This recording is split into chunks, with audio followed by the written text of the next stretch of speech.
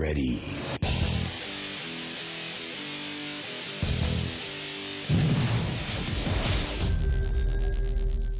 Welcome to another episode of Buff in the Rough. Over the years, most of my guests have shared that their biggest concern facing future hunters is access to land. Do you agree? How has the area around you changed over the past 5, 10, 20 years? Are all of your farms still intact? Or have the landowners around you sold out to developers that have replaced prime hunting land with solar farms, data centers, and housing developments? Pressure on access to hunting land is real. So what are you going to do about it? For some, they may sell out and just get another hobby. But if you're one of those houndsmen that can't get it out of your bones to hunt, it's in your blood, you better be thinking about the future and where you're going to be able to hunt. Today, we'll hear from Levon Johnson about the Chicago Beagle Club, what opportunities it has for members and non-members, how they've evolved over the years to keep the doors open, and a peek into what the future may hold for hound hunters. Please help me welcome Levon to the program. Well, hey, Levon, how are you doing? I'm doing very good, very good. How about yourself? I can't complain. I'm really excited to talk to you today. This topic is one that's of great interest to me personally. I just can't wait to start talking about it and share with the folks that are listening. But before we do that, for folks that maybe don't know Levon Johnson, could you tell us a little bit about yourself and how you got into this hunting thing? Yes, absolutely. I'm Levon Johnson from Joliet, Illinois. Married, wife with 4 kids. I grew up, my dad was an avid hunter. He hunted rabbits and squirrels during the daytime, and he used the same dogs to turn around at night and hunted raccoons. And we ate a lot of that stuff during the winter months. He worked on a farm, and hunting was a way of keeping food on the table during the winter months when they're not working. And as I got older, by the time I got old enough to rabbit hunt, my dad had completely stopped hunting, and it ignited a passion. He always raised a bunch of puppies during the summer and spring months, and me and my siblings, we would play with those pups all year, all spring and summer, and then come hunting season, he'd take them away from us and start hunting with them. And man, it really ignited a flame within me, a passion is to get into rabbit hunting. And back in 1988, I bought my first rabbit dog. My brother-in-law taking me rabbit hunting for the first time, and I was 20 years old at the time. And from that point, from back in 1988, purchasing my first rabbit dog for $30, and then a guy gave me the other one to help get the pup started. And man, we have not looked back since. It's always been rabbit hunting with beagles has always been a passion for me, since I was a little kid. We transitioned from Mississippi all the way to Illinois back in 1997. And at that particular time, making that transition from the south to the north, I didn't really know that many people other than my family. And it took a little while to get back into rabbit hunting. Sucked myself into work and church. And then one day the kids came up with the bright idea, hey, let's get some rabbit dogs. You need a hobby. And I got back into raising dogs back in 2013, and we haven't looked back since. What? And we joined the Chicago Beagle Club back in 2013, and we've been a member down here ever since. Well, tell me what it's like hunting in Illinois. What are the conditions like, and what kind of dog do you need to be successful there?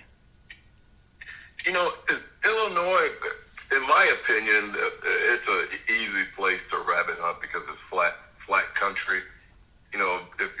If you got a dog, and this probably applies nationwide, as long as you got a dog that can stay on track and don't have a lot of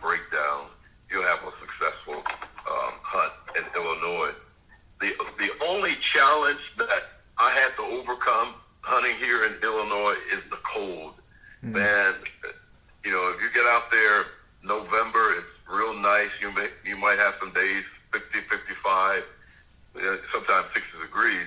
But then the later it gets into December, the closer it gets to Christmas, I mean, that temperature could be 25 ground froze solid, or in a negative, with the negative wind chill.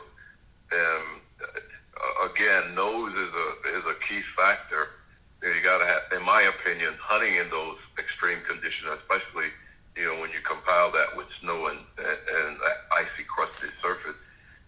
You would need a dog with what I would call a big nose. That was one of the challenges that I had to adjust to, is getting a dog with a bigger nose and somewhat a little bit bigger, because I do hunt with a lot of smaller dogs, 12 to 13 inch. And every once in a while, you'll get them real bad winters where the snow is rough. But over the last few years, I've adjusted my thinking and learned to wait until the snow melts down before I go out there. Usually, man, if it was 6 inches of snow, I'd load up the dogs and they'd run. It'd be a different run for sure. But, it was a lot easier seeing a rabbit. And there's nothing like seeing that rabbit come across, circling back in that snow. And again, having a taller dog, it's a plus. But definitely having a bigger nose. And you notice I didn't say anything about the speed. It's having that good nose that'll keep the rabbit moving. And, you get those early morning hours where the ground is frozen. It may stay frozen till 11:30, 12 o'clock. And we hunted even over in Wisconsin a lot in the early years. And man, they really get some serious snow down up there, and it stays around. It stays cold all day, and it's a lot of fun doing that. As long as you got the dog with the nose that can keep the rabbit on his feet, give you a few shots at him. Levon, I've always wanted to ask somebody this question, because down where I live, we may get one snow a year, and it's usually gone in a day or two. So we don't really fight through the elements like you guys do up there. How do you keep your dog's feet in good shape? I mean, how do you keep them from getting cut up or just damaging their feet on ice? I mean, how do you do that? To be honest with you, I haven't done anything, because typically if it's ice on the ground or on top of that snow, I try not to go, for several reasons, because they tend to struggle on a track. It's kind of hit and miss, and also it's more brutal on you physically to be out there on that stuff. Again, in my early years of hunting, I just suffered through it. You work all week and you look forward to hunting on a weekend, and if the weather is bad, you just bust through it and go ahead out there. But during that time when I was hunting, when it was real bad, I didn't necessarily go when that real heavy ice was on the ground. Typically because of road conditions, and then as you said, you risk damage to your dog's pads. But all in all, I've never had a problem with it, with them on snow and ice. The few times we've hunted on ice, the biggest detriment or discouragement that I found to hunting on the ice that we have is the setting conditions can be very awful. Yeah. Those are probably good days to just stay at the house. Yeah, stay at the house and kick your heels up and watch some cartoons or something, Yeah. Well, it sounds like you definitely grew up pleasure hunting, gun hunting, meat, kind of old school meat hunting. But is that primarily what you do today? Do you ever competition hunt? Are you one or the other, or a little of both? I rarely do get out there to trial my dogs. I'm 99.9% a pleasure hunter. I put a lot of time in the dogs during the spring and summer, and I've always tried to make it make sense from all aspects, meaning the travel time and competition hunting, and then the sometimes political aspects of trial or competition hunts versus the expenses to do all that. I found it to be more feasible for me, and my own competitive nature is to just enjoy my dogs out at the Beagle Club and train them and get them to the point to where I like them versus spending so much time and of my resources in trial. I have nothing against anybody that does it. I applaud them. Our club, it was founded upon field trial, and we started out as a traditional race trial club back in 1972. And over the years, those faithful guys, the founding members, they either their health failed or they could no longer handle dogs. And right towards the end, back in 2010, 2013, is where I came in. They were, some of the younger guys were joining the club, but they were more into the SBO style gun dog trialing aspect. And the remaining 2 or 3 guys wind up starting another club north of us, Northern Illinois Beagle Club. But our club, the original Chicago Beagle Club that started here in Godley, it started out as a traditional race club, and now we're about 99% just pleasure hunters. We have one guy that does participate in trials, and he participates in the little pack trials. And I found it, since I've been down here in 2013, our geographical area, it's just hard to get guys that has a passion for rabbit hunting and raising dogs. And then if you bump it up a notch, those guys that's on that trial circuit. And I do a lot of advertising, promoting the club, wanting to bring in more guys that does field trial, and that would more than likely motivate me to get into it myself. But it's been a hit and miss. But if you drive 100 miles south or 50 miles west or 75 miles north, it's a pretty good geographical area for those guys that's on the trial circuit. But mainly where we are, it's mainly pleasure hunters. And, to take it another step further, when it comes down to holding on to or sustaining memberships in a Beagle Club nowadays, it's a tremendous challenge, man. I've wondered over the last 10 years, what did those guys do back in 72 to hold their membership all the way up, up until 2013 when the decline started.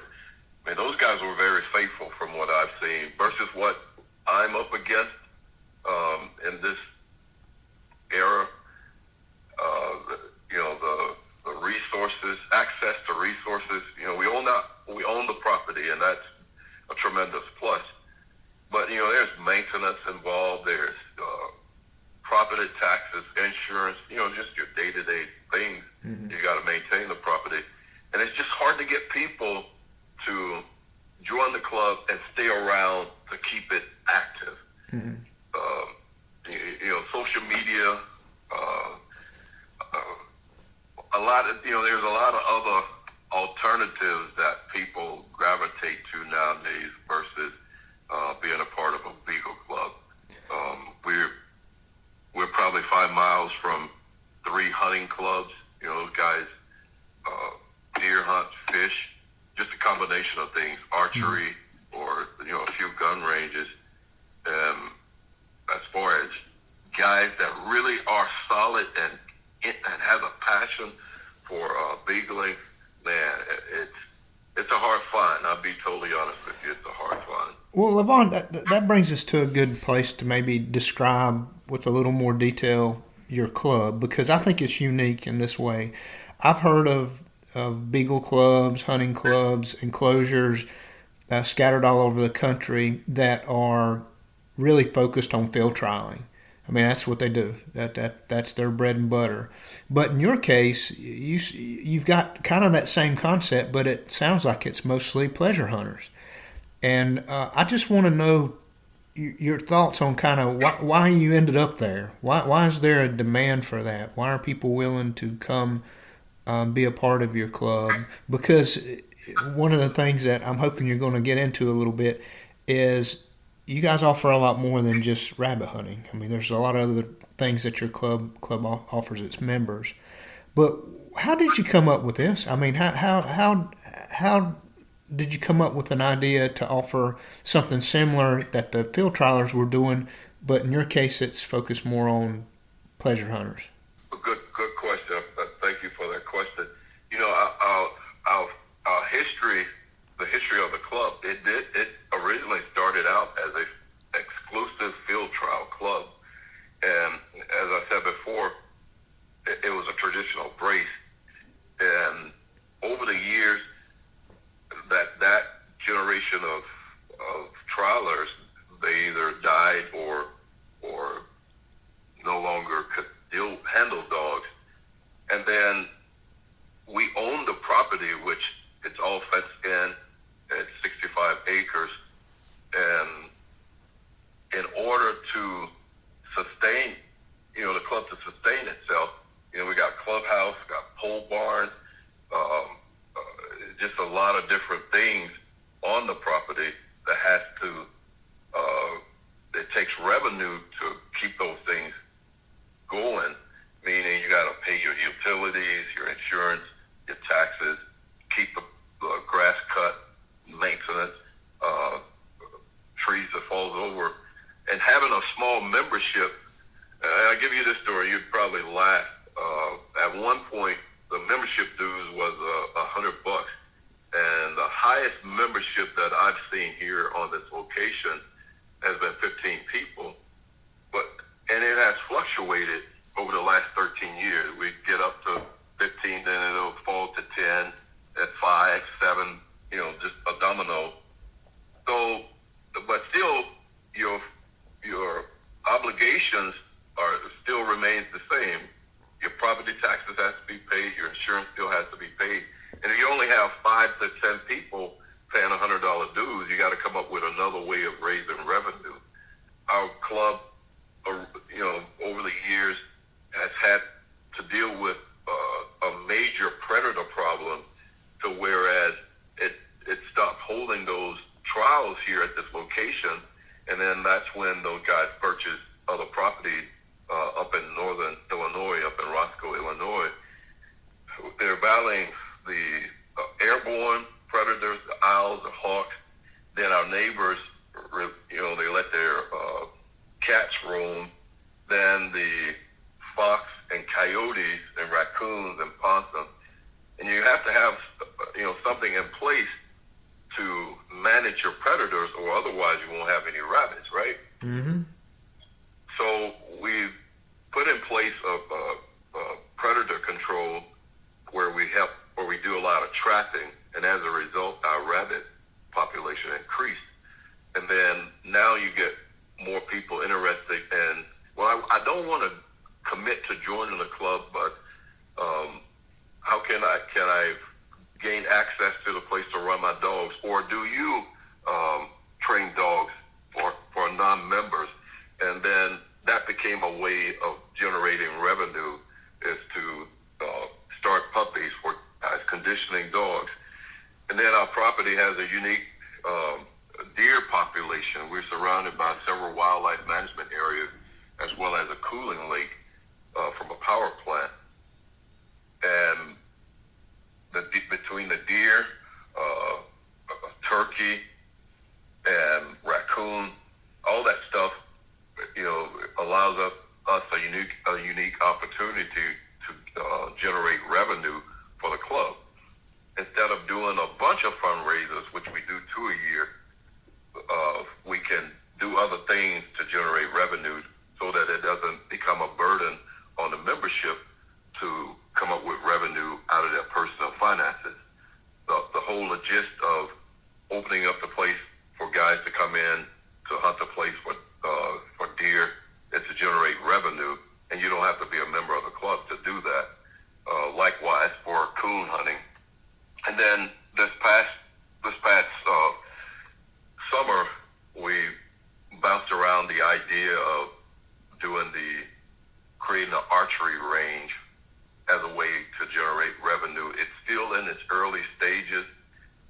again, having access to 65 acres, that's a lot of ground, and we're way out in the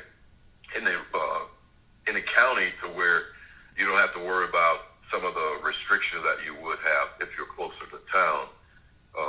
A lot of guys enjoy shooting their crossbows or their compound bows during the spring and summer months, just to keep their, to fine tune their craft.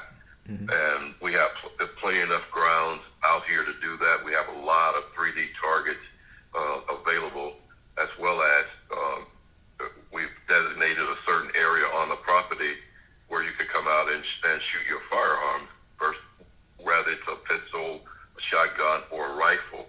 We have a skeet shooting area, and the whole point of that is so that the club can generate revenue, so that the club can sustain itself. And over the years, AKC changed the amount of trials that you can have on your property.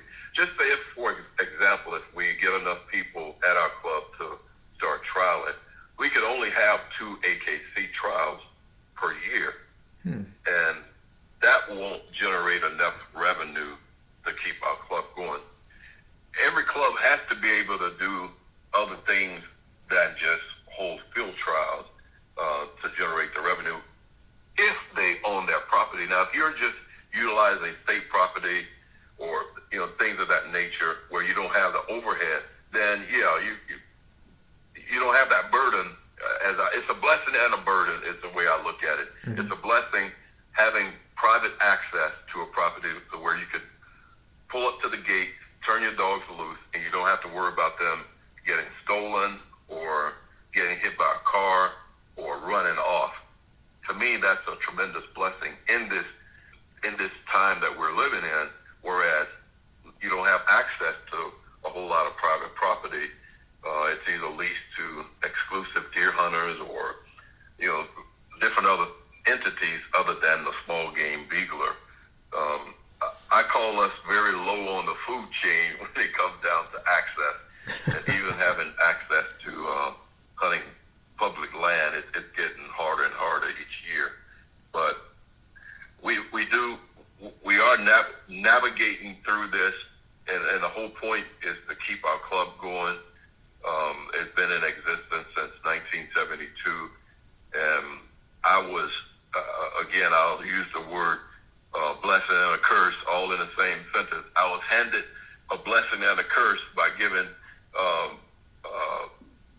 the overseer of the property and to keep it going, because all the other guys, they're either deceased or their health will not allow them to do it. Mm-hmm. And again, there's nothing that gives me greater satisfaction of knowing that regardless of what happens throughout the course of a week or course of a month, I could go and turn my dogs loose on a place and run as long as I want to, and don't have any problems with anything happening to them or myself. Mm-hmm. And that's what we've tried to promote for the biggest part. Get people to come out and see the property, mm-hmm. and then bring some dogs. And again, on those busy weekends, you feel drained, and man, you load up 2 or 3 dogs, you turn them loose, and man, they jump a rabbit, and you get a chance to see the rabbit crossing those paths, and then the blessing, the icing on the cake, is you'll be able to see what your dogs are doing, and you'll be able to make a fair assessment on what you need to do in regards to the training aspects of your dogs. We started, intensively training dogs for guys from on the outside the last 3 years, and we've been tremendously blessed. It has kept me personally busy from March all the way up until November. Wow.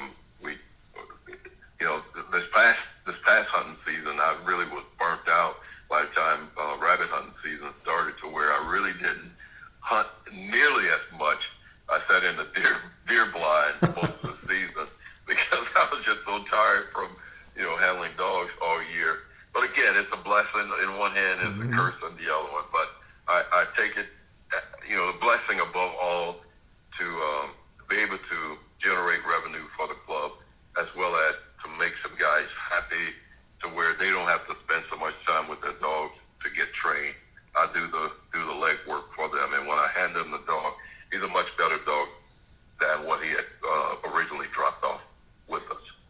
Well, Levon, let's drill down on some of this a little. So $100 at one time, is that like a month?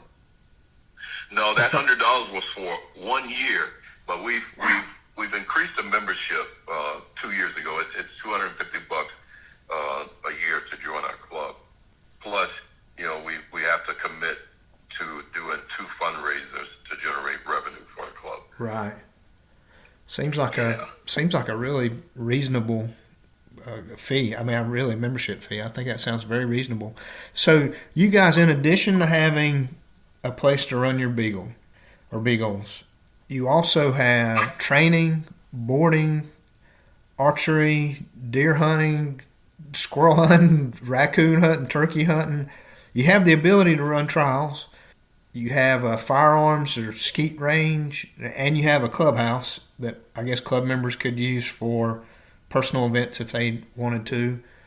That's a lot. I probably missed some stuff, but that's a lot more than the local hunt club where you just go draw out, your cast and go to the woods or go to the field.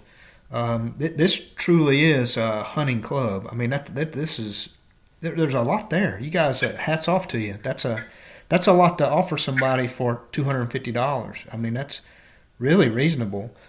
And so for that, people can come run their house. Now, this 65 acres, I'm just trying to imagine this. Is it one big pen, or do you have it broken into 2 pens or 3, or how does that? It's one big pen, and we have like a 1 acre fenced in to where we introduce the puppy. It's just a puppy introduction to rabbit. Yeah. Okay. And from that point, it's exclusively in that 65 acres.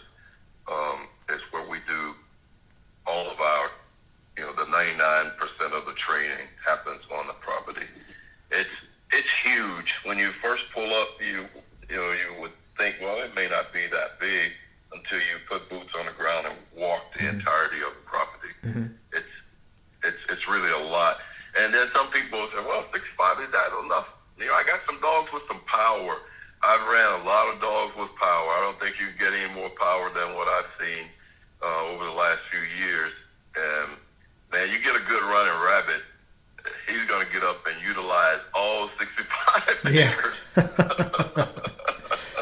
So the members, let's just say you had 15 members. How do they schedule time for their dogs? I mean, so you're not all 15 show up at the same time on the same day. I mean, how does that work?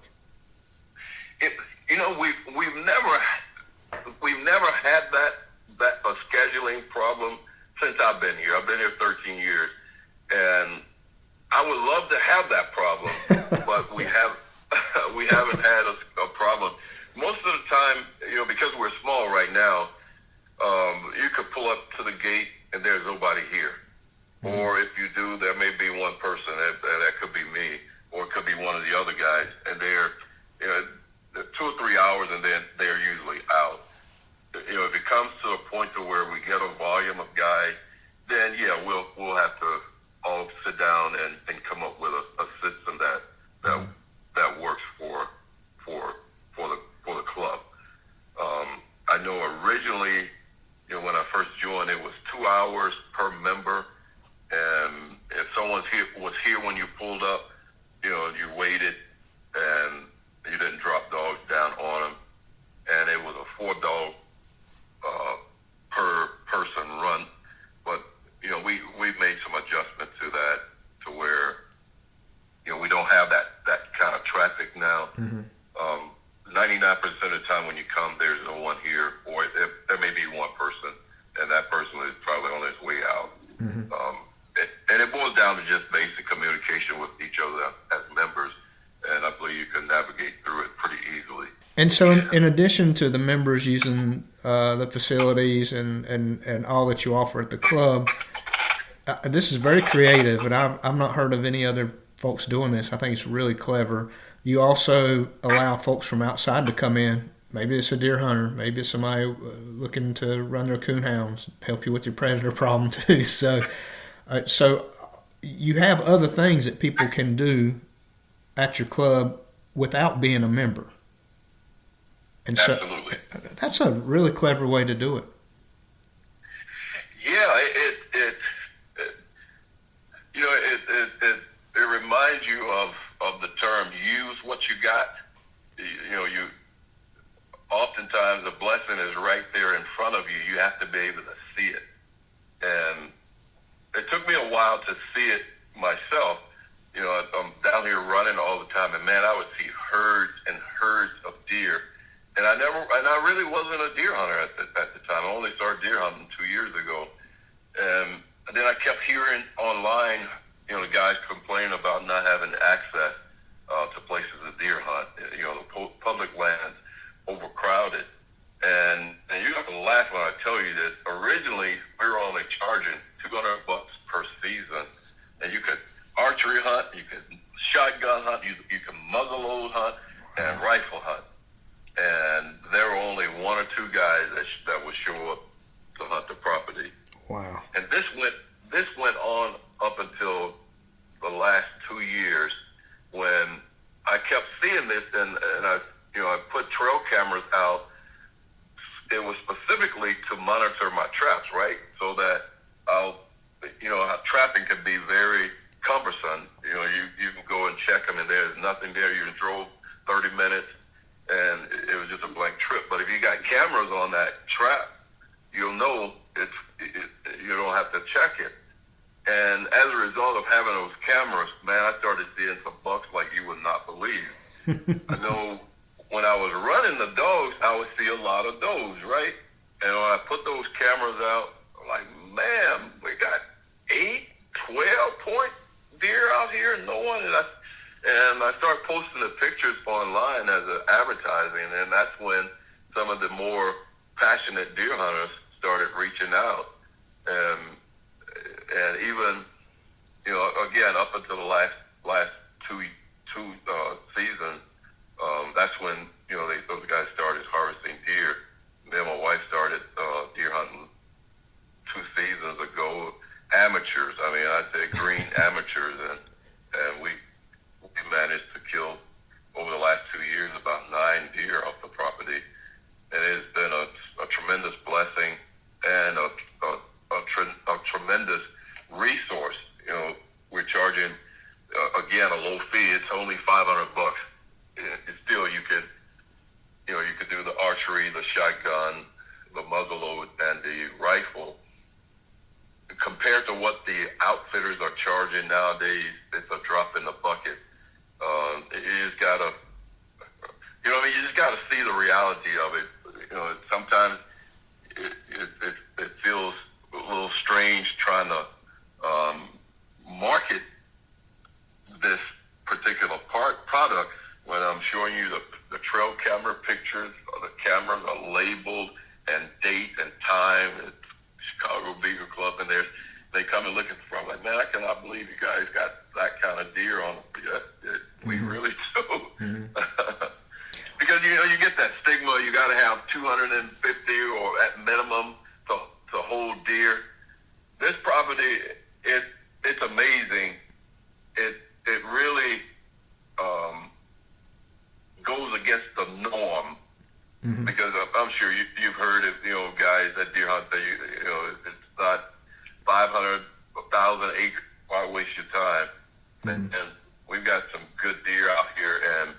And if you think about the constant dog running that is done on that small acreage, you would think that it would run the deer off.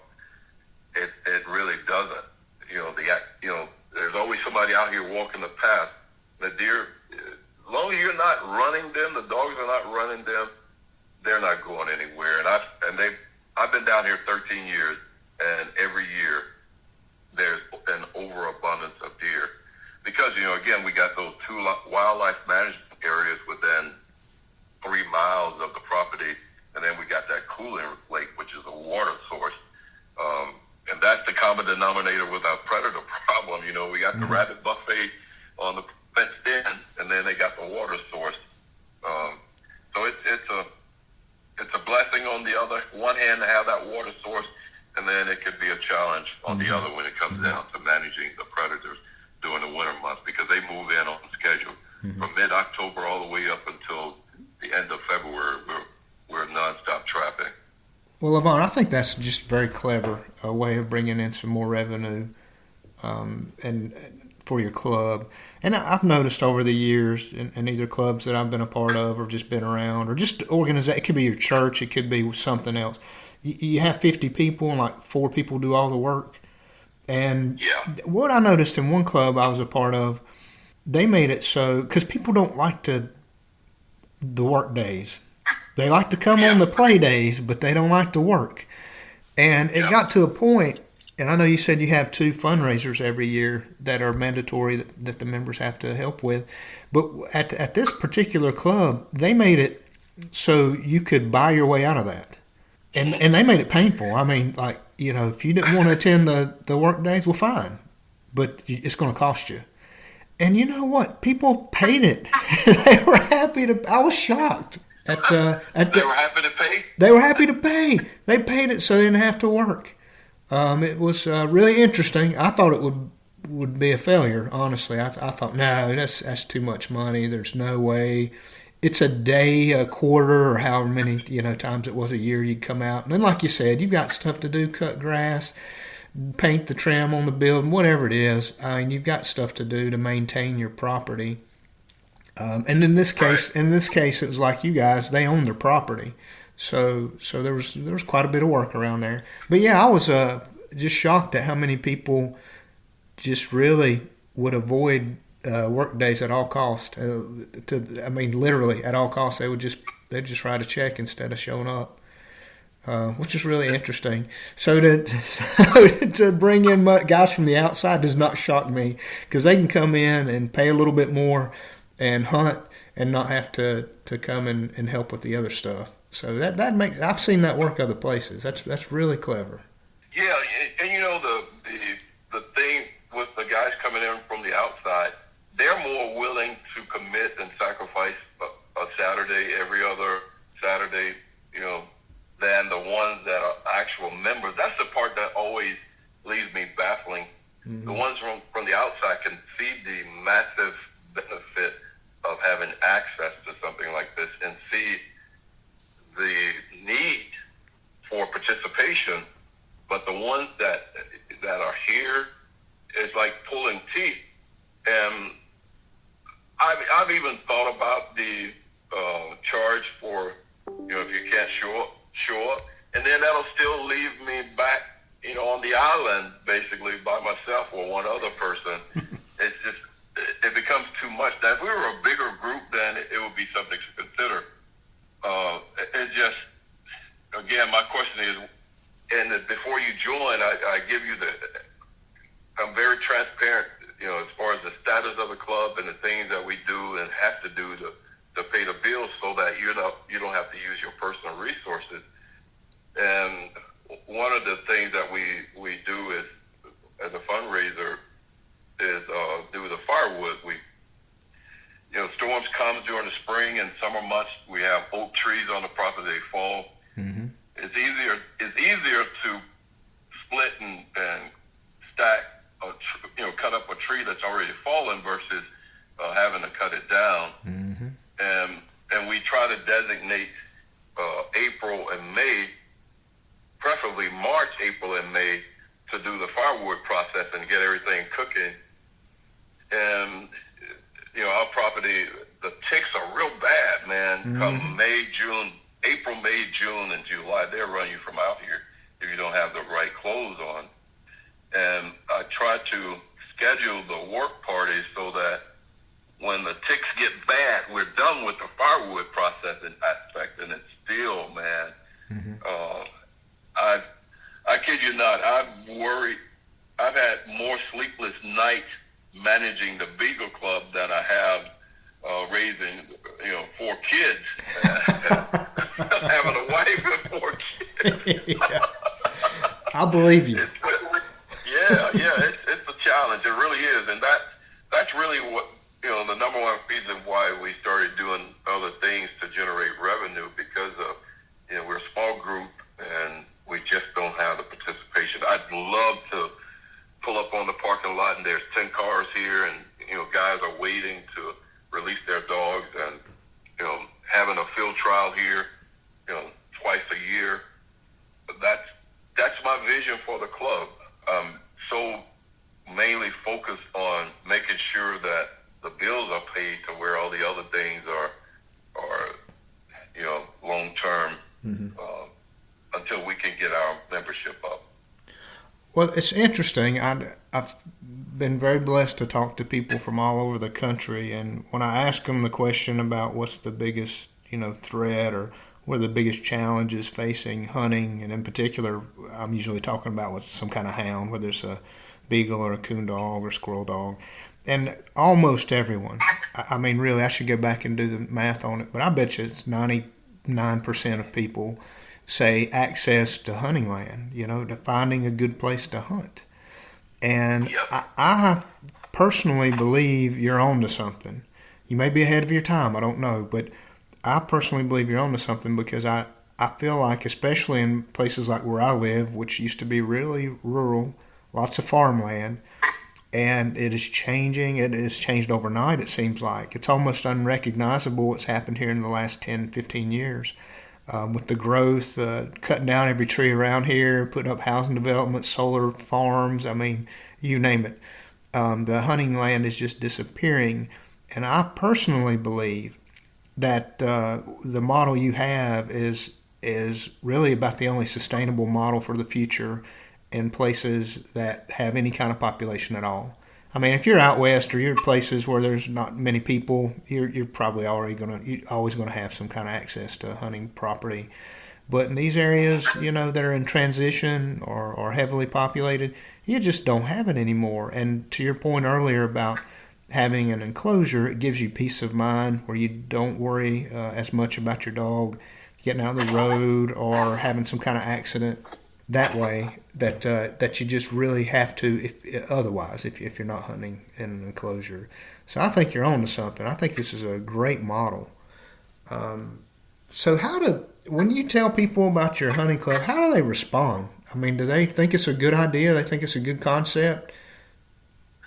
They believe it's a good idea, a good concept, and most of the dialogue or interest has came from people that are outside of our geographical area. That just like I'm talking to you, I talk to people through Messenger and on Facebook and different social media outlets that they see it. And if they were closer, that's been the common, man, if I was closer, I'd camp out on the property. We have camper hookups on the parking lot of the clubhouse. Camp out and do it. It's just our geographical area. Is the biggest challenge as far as participation and wanting to be a part of it. And I believe you have to be an expert in marketing in order to reach the people that you're trying to promote your product to. And I'm not an expert at it yet. I'm just getting my legs up under me. But I have come to the realization that Facebook isn't a good marketing tool for our situation here, because of the 80-some thousand people that we're connected to on Facebook, there's only a handful of them that are in close proximity of our Beagle Club. So I gotta come up with another marketing strategy. It's almost to a point to where we should consider hiring an outside source to help us with that. I think long term it would pay for itself, because we're so isolated, and I have limited marketing skills, to whereas you can reach more people in the Chicago area, north of Chicago, on the edge of the state of Illinois, Indiana line, closer west of our location, Iowa. There are people in those areas. They just don't know we're here. And again, marketing is a key component in any business that is successful. Well, just to follow up on that. So right now, how would people find you? How would they? How could they reach out? How could they go to social media? You mentioned Facebook, but how do they find you or find out more information about your club? We have a Chicago Beagle Club Facebook page. It's very active. I post on it daily. I have my own personal Facebook page, as well as my kennel Brushfire Beagles Facebook group. So there's 3 different places on Facebook by which you can contact us. All the information is there, telephone number, address, and all that stuff. So we try and post content daily, advertising, renting the clubhouse or conditioning or training your dogs, or even selling firewood and things of that nature. It's a very, very, very visible outlet. Again, and believe it or not, we do have members that I didn't mention those that are out of state or that lives 2 or 3 hours from us. They donate to the club, but they can't commit to actually coming down to being a part of what we do, and they see what we're trying to do, and that's their way of supporting a Beagle Club to keep it alive.